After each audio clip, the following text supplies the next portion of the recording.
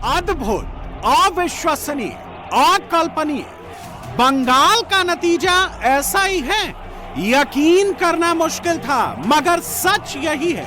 बंगाल अब मोदी युग में प्रवेश कर चुका है। बंगाल अब मोदीमय हो चुका है। बंगाल जीतना मोदी के लिए एक सपने जैसा था। वो सपना जो मोदी के आने के बाद 16 में टूटा, 21 में टूटा, लेकिन 26 में साकार हो गया। 4 मई से पहले सिर्फ मोदी और शाह को यकीन था कि बंगाल का नतीजा चौंकाने वाला होगा, टीएमसी का सूपड़ा साफ हो जाएगा। और नतीजे वाले दिन बीजेपी का ये जो नंबर आप देख रहे हैं, इसकी भविष्यवाणी भी खुद मोदी ने ही की थी। मोदी ने कहा था कि नतीजों के बाद शपथ ग्रहण समारोह में मुझे आना ही है। मोदी ने जो कहा वही हुआ। बंगाल में पहली बार कमल खिल ही गया। अभी 4 मई की यह शाम भले ही ढल रही हो, लेकिन बंगाल की पावन धरा पर आज एक नया सूर्योदय हुआ है। एक ऐसा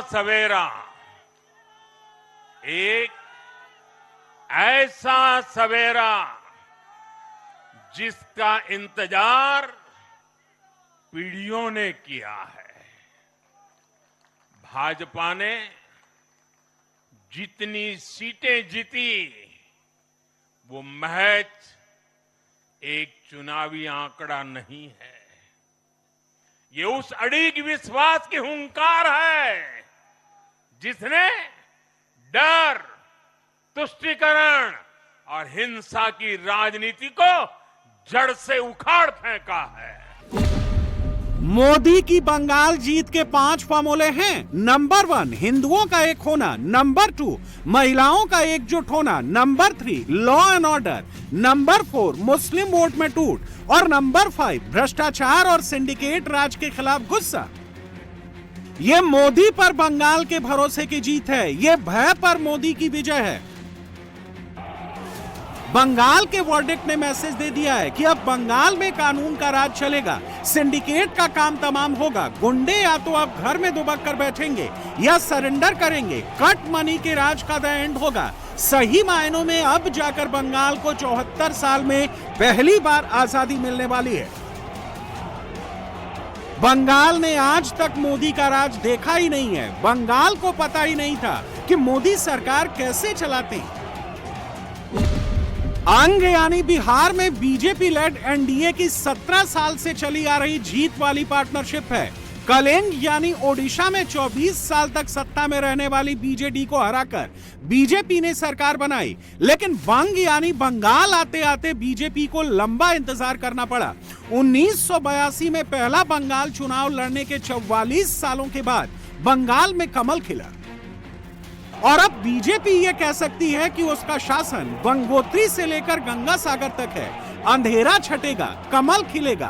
बंगाल की जीत ने इन शब्दों को भी चरितार्थ कर दिया है। जो जनसंघ 1951 में वजूद में आया, जिस जनसंघ के जन्मदाता श्यामा प्रसाद मुखर्जी थे, उस श्यामा प्रसाद मुखर्जी की धरती पर पूर्ण बहुमत से बीजेपी की सरकार आते आते 75 साल लग गए।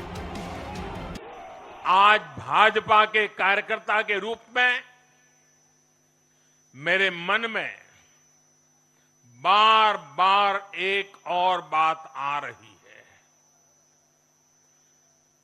और वो बात यह है कि डॉक्टर श्यामा प्रसाद मुखर्जी की आत्मा को आज कितनी शांति मिली होगी।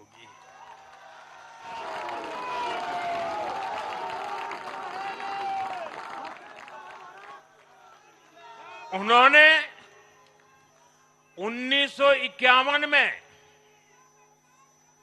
जनसंघ की स्थापना करके प्रत्येक कार्यकर्ता को संदेश दिया था कि देश के लिए जीना है और देश के लिए मरना है। पिछले साल 14 नवंबर को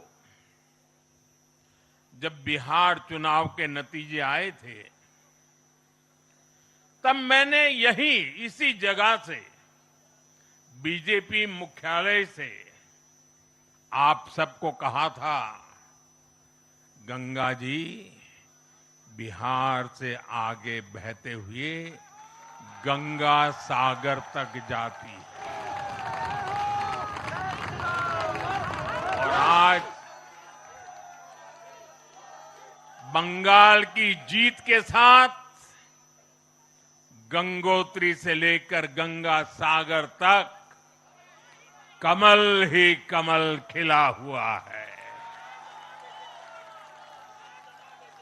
उत्तराखंड, उत्तर प्रदेश, बिहार और अब पश्चिम बंगाल